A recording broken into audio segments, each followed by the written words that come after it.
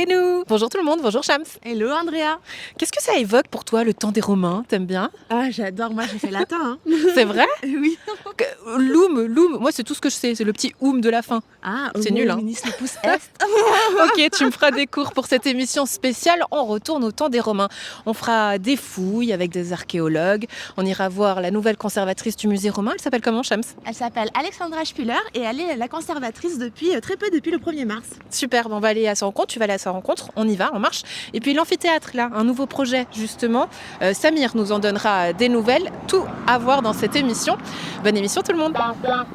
Claudio Di Lello, bonjour. Bonjour. Merci beaucoup d'être avec nous. Alors vous êtes chef du service architecture pour la ville de Nyon. On est ici au parking Perctan. Alors qu'est-ce qui se passe? Alors on a réalisé des sondages archéologiques pour vérifier que le sous-sol était bien conforme à ce qu'on imaginait. Ça veut dire avec quelques murs romains évidemment, quelques objets effectivement qu'on a trouvés dans les fouilles, mais rien d'extraordinaire qui nous empêcherait d'aller de l'avant avec ce projet. Donc les choses, on pourra aller de l'avant. C'est 8 points stratégiques. Quand on voit, c'est carrément millimétré les zones d'intervention qui ont été choisies. Comment vous les avez choisies? Il y a une carte qui a été faite, c'est ça? Alors non, c'est vraiment aléatoire. On définit ces points en fonction du terrain pour couvrir tout le périmètre. On a fait la même chose à Colevray. C'est une façon d'opérer ce genre de fouilles archéologiques pour essayer d'obtenir le plus d'informations possible et de vérifier d'ici le début des travaux du parking si on a des objets et des points durs majeurs qui nous empêcheraient de creuser et de réaliser notre projet. Ouais. En 2014, il y avait déjà des fouilles qui avaient été faites. Hein. Je crois qu'aujourd'hui, elles vont encore plus dans ce sens-là. Qu'est-ce qui a été trouvé? Vous dites rien de particulier, mais est-ce qu'on peut avoir un petit avant-goût quand même? Oui, alors bien sûr. Quand on dit rien de particulier, c'est des murs romains, c'est des fondations de murs romains en moellon qui définissent probablement des constructions anciennes ou en tout cas des banquettes. Une présence romaine à cet endroit-là, mais il n'y a pas d'édifice majeur, de monument qui nous a été rapporté pour l'instant.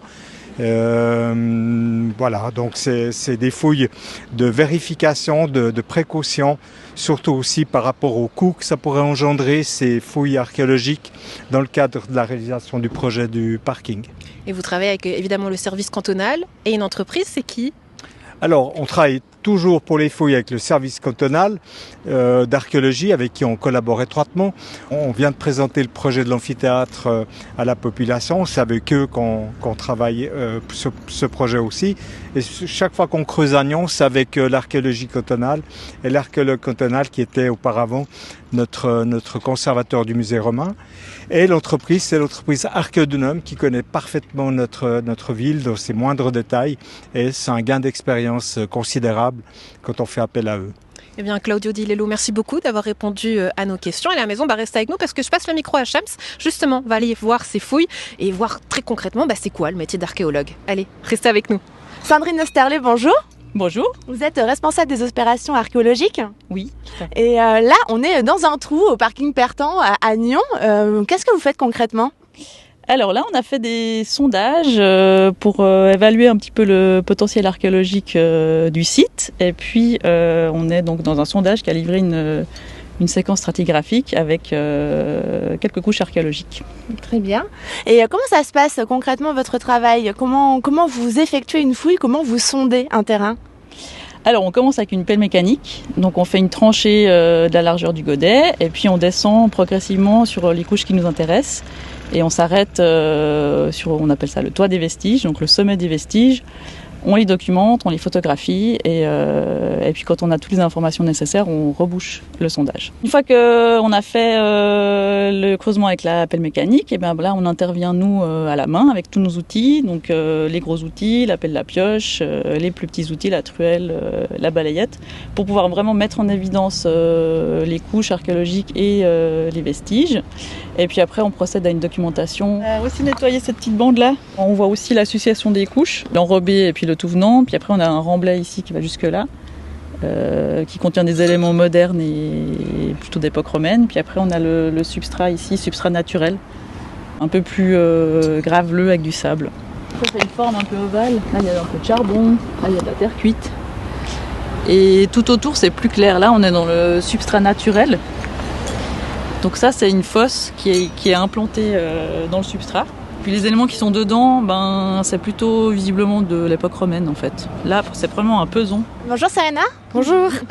Qu'est-ce que vous êtes en train de faire? Je suis en train de compléter la documentation d'une structure avec mon collègue. Donc on enregistre en fait toutes les informations sur une tablette. Ça facilite l'enregistrement des données et ensuite on peut les récupérer pour travailler, pour les analyses et les études. Parce que quelles données? Vous avez déjà fait des prélèvements et des analyses ou ce sont des photos? Alors là, mon collègue vient de faire les photos et moi je m'occupe vraiment de la description. Donc on décrit tout simplement ce qu'on voit, la nature du sédiment, la forme de la structure, ce qu'on trouve à l'intérieur. D'accord, très bien. Donc vous archivez tous les petits éléments que vous avez pu découvrir. Exactement. C'est très minutieux. Oui, exactement. Oui. Ce qui se passe, c'est que la majorité du temps, les structures, elles sont détruites en même temps qu'elles sont fouillées. Donc l'idée, c'est de donner un maximum d'informations pour les études qui peuvent être soit directement faites après, mais aussi pour la postérité. Si dans 10 ans, je veux vouloir reprendre ces données pour faire des études, il faut qu'elles soient accessibles et bien documentées. Mais comment ça, elles sont détruites en même temps qu'elles sont fouillées?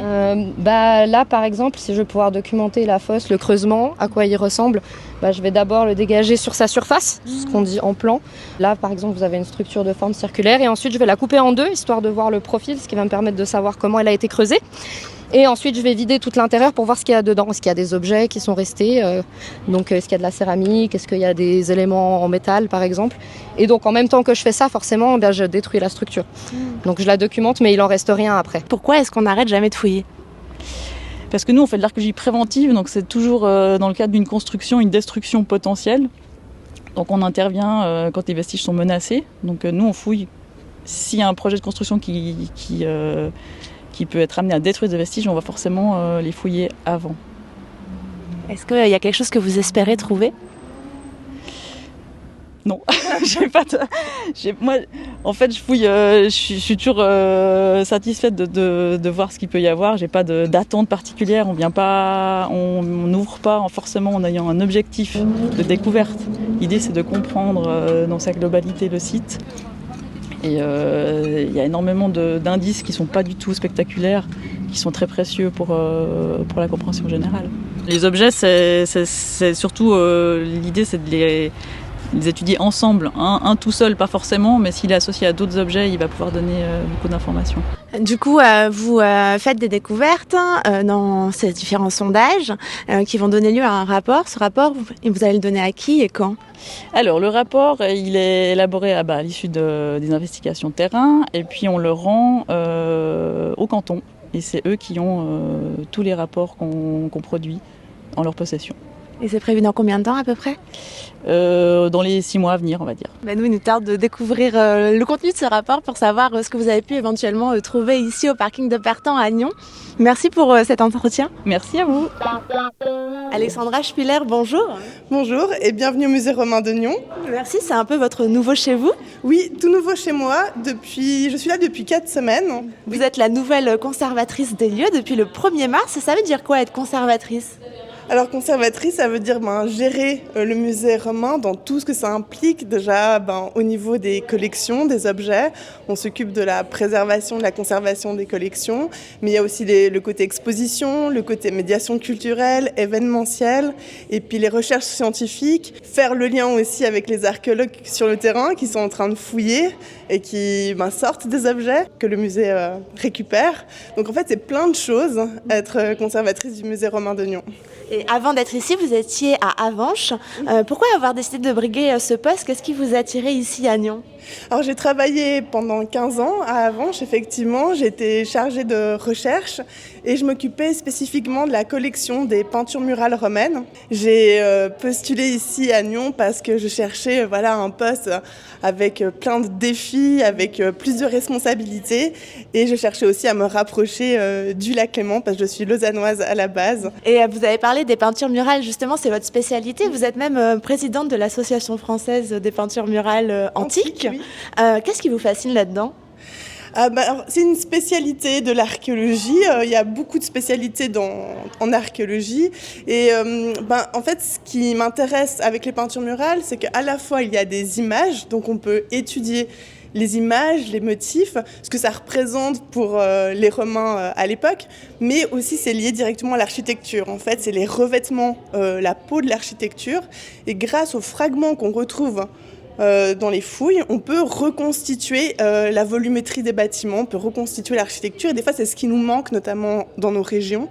On n'a pas de Pompéi, de ville romaine intacte. Par contre, comme à Nyon, la ville romaine elle est sous nos pieds, et quand on fouille, on retrouve des fragments, des vestiges, et grâce à mon métier, on peut notamment reconstituer une partie de ces vestiges.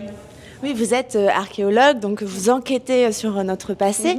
Qu'est-ce qui vous a attiré, vous, dans ce métier à l'origine? Pourquoi vous êtes lancé dans l'étude de l'archéologie? Pour l'histoire en général, ce qui me fascine, j'imagine comme vous, c'est l'histoire, apprendre de l'histoire, raconter des histoires. Et puis l'archéologie, il y a le côté très pratique sur le terrain, étudier les objets, une grande passion pour l'histoire en général. Et est-ce que vous avez réalisé des fouilles à l'international? Oui, j'ai eu la chance de participer à des fouilles en Turquie avec une équipe suisse et aussi une équipe française. J'ai travaillé également à Pompéi régulièrement pour étudier une maison et ses fresques murales. Et aussi en France, j'ai eu l'occasion de faire des fouilles en France. Et en Suisse, bien entendu, dans la région, avec l'Université de Lausanne. Oui, c'est vrai. Et vous avez également été professeur à l'Université de Lausanne, j'ai vu. Non, pas tout à fait professeur, mais j'ai été assistante diplômée en archéologie gallo-romaine. Et dans ce cadre-là, je secondais un professeur, je l'aidais dans ses cours et dans ses missions archéologiques. Et c'était quoi votre plus belle découverte sur le terrain? Alors, c'est une bonne question, il y en a plein. Il y a des découvertes qui sont marquantes parce qu'on trouve des objets, des beaux objets. Par exemple, une fois, en tant qu'étudiante, j'ai découvert une monnaie de Nîmes en haut du Chasseron, où on fouillait un temple à côté d'Yverdon sur le Chasseron. Ça, c'est des premières découvertes marquantes d'étudiante en archéologie. Mais après, moi, j'ai beaucoup de joie aussi à reconstituer des décors dans ma spécialité, justement, quand on a affaire à des fragments de peinture et qu'on les met ensemble, on fait du puzzle, en fait. Et quand on arrive à reconstituer les décors, là aussi, c'est quelque chose de très marquant et voilà, qui fait, dans notre cas, avancer la recherche. Et voilà, ça fait plaisir. Mais dites-moi, avec ce nouveau poste et ces responsabilités, vous quittez un peu le terrain, ça ne va pas vous manquer ? Je suis déjà quelqu'un qui vient des musées. J'ai fait aussi un peu d'enseignement à l'université.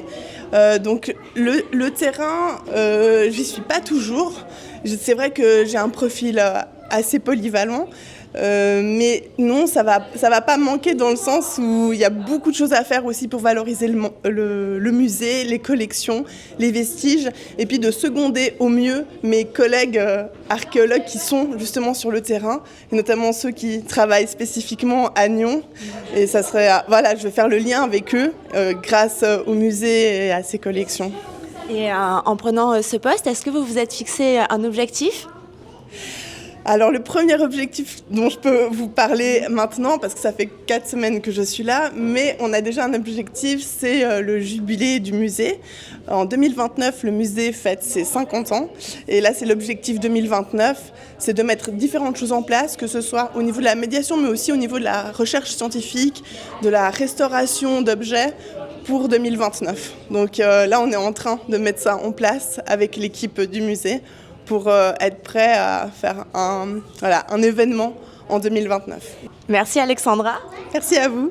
Et on sera là en 2029 pour le jubilé. On se retrouve tout à l'heure pour parler d'histoire. Avec plaisir.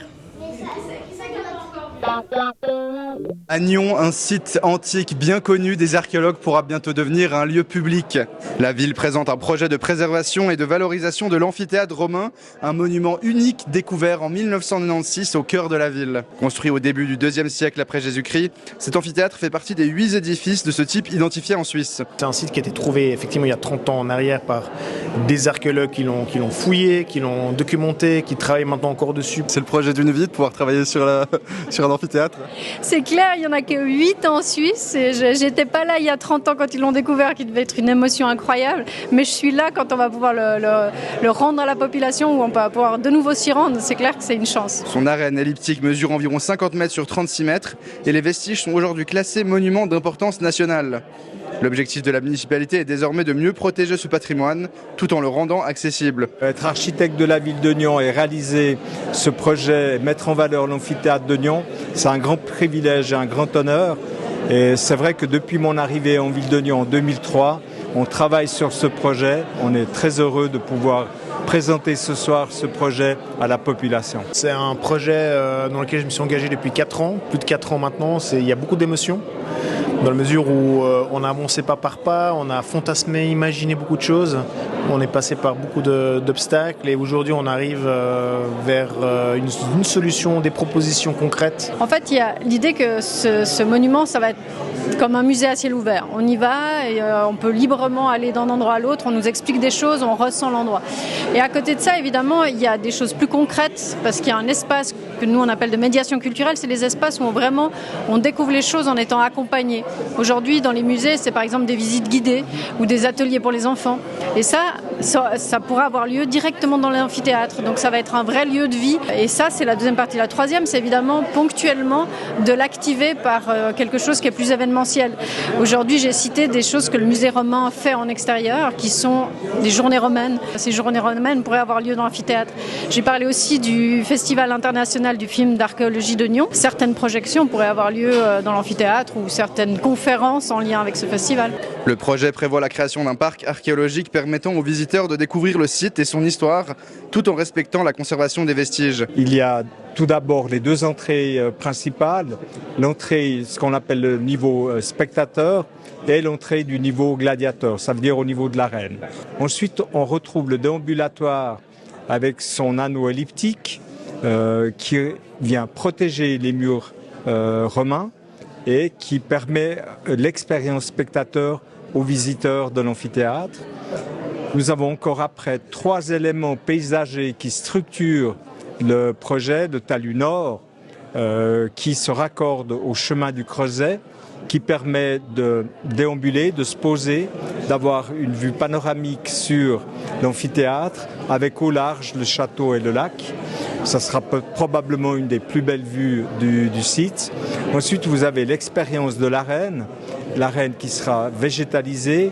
Et enfin, le talus sud qui est finalement inaccessible, mais qui participe au concept global du projet. C'est plus qu'un nouveau parc public, c'est un amphithéâtre romain. Les Nyonnaises et les Nyonnais pourront se délecter, rêver, s'abriter.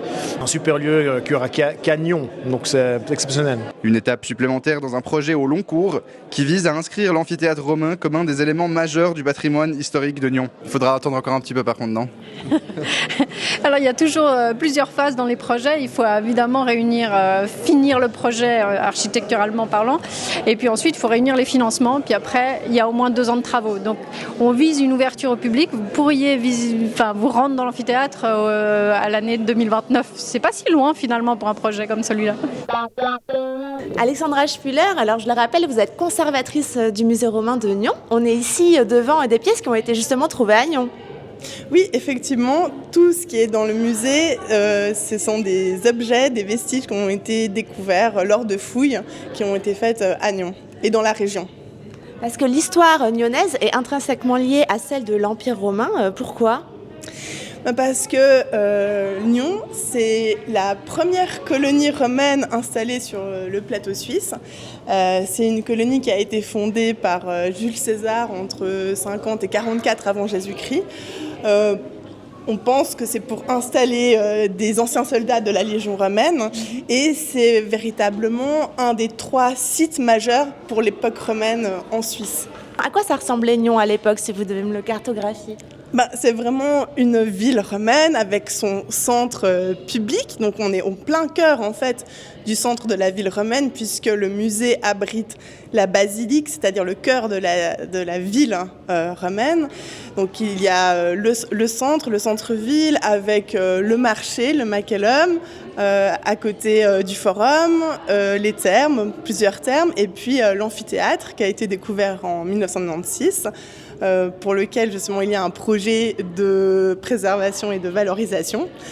Et donc une vraie ville romaine, et avec tout ce qu'il faut en termes d'édifices publics et d'édifices aussi de spectacles.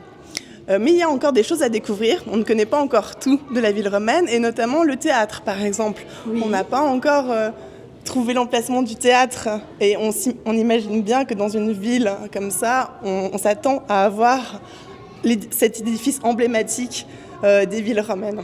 Et d'après vous, il est où ce fameux théâtre ? Alors, il y a plusieurs hypothèses, mais certainement peut-être en lien avec une pente ou à flanc de coteau, comme l'amphithéâtre d'ailleurs, parce que ça aide à la construction de ces énormes édifices. Mais là, tout de suite, je ne pourrais pas vous répondre. C'est encore quelque chose qu'on doit découvrir. Très bien. Mais justement, on fouille tout le temps. On n'arrête jamais de fouiller. Pourquoi ? En fait, les fouilles, elles se font au gré des travaux, des constructions actuelles. Donc c'est pour ça qu'on a une connaissance partielle de la ville, puisqu'en fait la ville actuelle est sur la ville romaine, la ville médiévale également.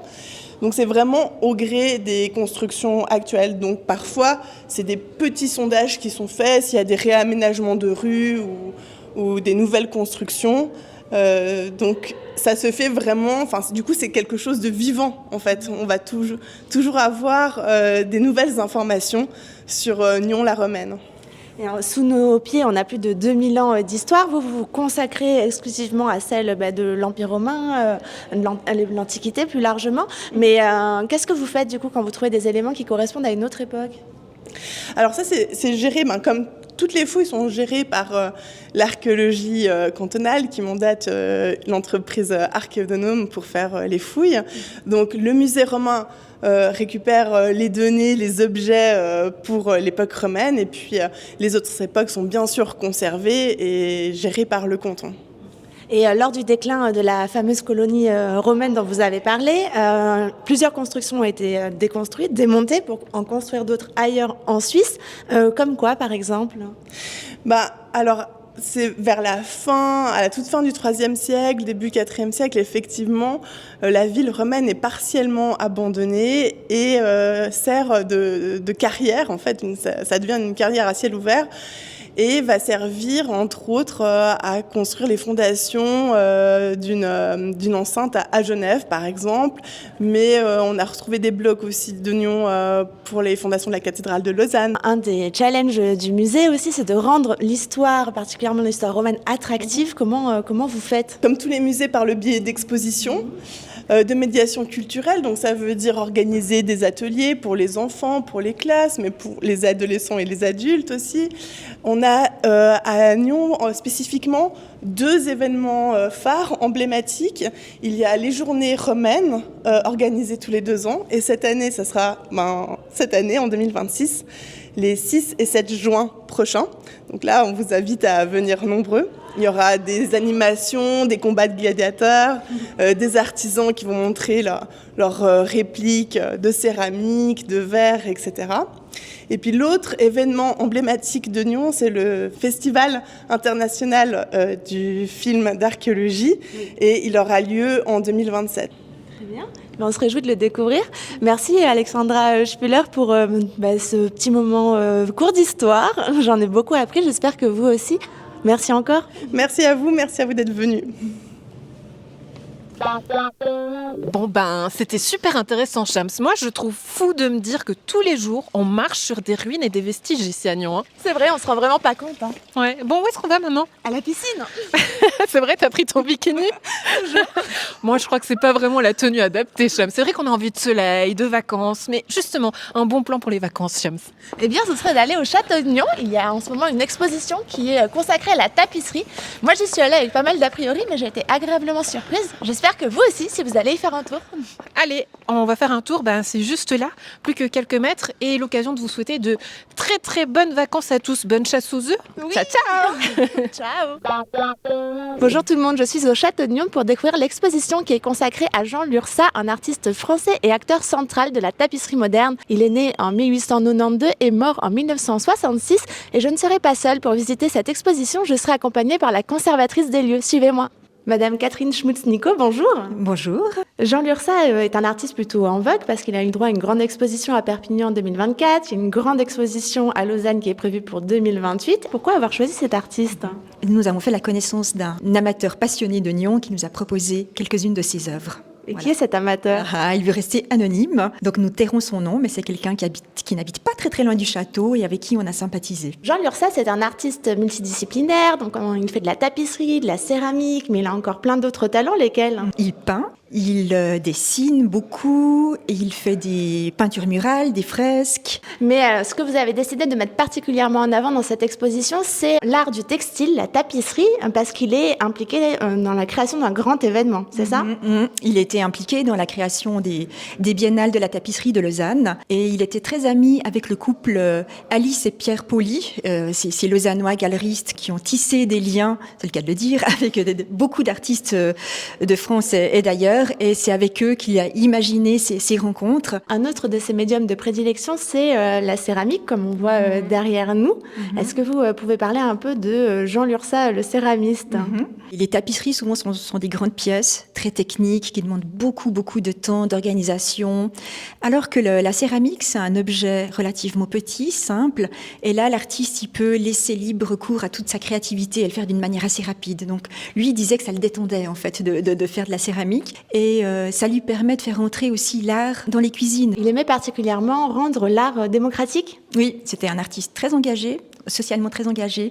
Et pour lui, la tapisserie, c'était justement un art qui voulait démocratiser, parce que techniquement, en fait, c'est assez simple. Ce sont des fils de laine qu'on tisse. Il y a toujours la présence d'animaux. Vous pouvez nous expliquer un peu la signification qui se cache derrière tous ces éléments ? Il aime mélanger les différents règnes, animal, végétal, et il aime aussi montrer les différents éléments, donc le feu, l'eau, qu'il mélange à cela. Ça l'aide à entrer dans un monde fantasmagorique. Je pense qu'il y a aussi une signification pour lui assez précise, mais qu'on ne connaît pas forcément. Le mystère reste entier quand même sur la signification de cette iconographie. Pour Jean Lurçat, on n'est pas dans la nature, mais on est la nature, en tant qu'être humain. Il y a aussi cette dimension cosmique. Je vous mets au défi de retrouver votre signe du zodiaque. Certains sont très évidents, mais pas tous. Jean Lurçat s'amuse à les métamorphoser, à les hybrider. Ça doit être Cancer. Oui, alors du coup, je pense que Verseau, c'est ici, oui. On verse l'eau. Le titre de l'exposition, c'est Le coq et la sirène. Pourquoi ce choix ? Jean Lurçat est très très engagé. Le coq représente la résistance des Français, c'est l'animal symbolique des Français. Ça représente aussi le renouveau, c'est le chant du matin, c'est le coq du matin qui nous réveille. Il continue de chanter les pieds dans la boue. Voilà, il chante même quand il a les pieds dans la boue. C'est un animal plein de joie, plein d'énergie. Il ne travaillait pas seul, il était entouré, il avait toute une équipe. Oui, alors il travaille dans un atelier Saint-Vicence, qui est vraiment un atelier de céramistes, et il a un collaborateur de prédilection, Gomercine Gomila, c'est un nom pas très facile à retenir. Vous avez choisi d'exposer les œuvres également de Denise Binet, une contemporaine de Jean Lurçat. On essaye d'ancrer les expositions du château dans l'art local. Vincent connaissait le nom de Denise Binet, qui était une grande artiste lissière, qui était déjà installée dans les années 1930 à Trélay. Dans la région, par rapport à la tapisserie, on parle beaucoup de Jean Lurçat, mais finalement Denise Binet n'arrive pas jusqu'à nos oreilles et c'était l'occasion de lui rendre hommage. Et toujours pour rendre hommage aux artistes de la région, vous avez choisi d'exposer quelques pièces de la manufacture de Nyon. Oui, nous avons deux assiettes de la manufacture de Nyon, une qui représente des coqs. Encore les coqs. Encore les coqs, bah oui, on est resté dans le thème. Puis quelques poissons de Bodjoel, qui était aussi un artiste qui travaillait avec Denise Binet, donc on était aussi dans un petit monde où tout le monde se connaissait. Pour les personnes qui sont intéressées, donc cette exposition, elle est accessible jusqu'au 10 mai 2026 au château de Nyon. Merci pour cette visite, Madame Schmutz-Nico. Merci beaucoup à vous de votre venue et je vous souhaite beaucoup de plaisir à tous et toutes au château. Moi, je vais refaire un tour.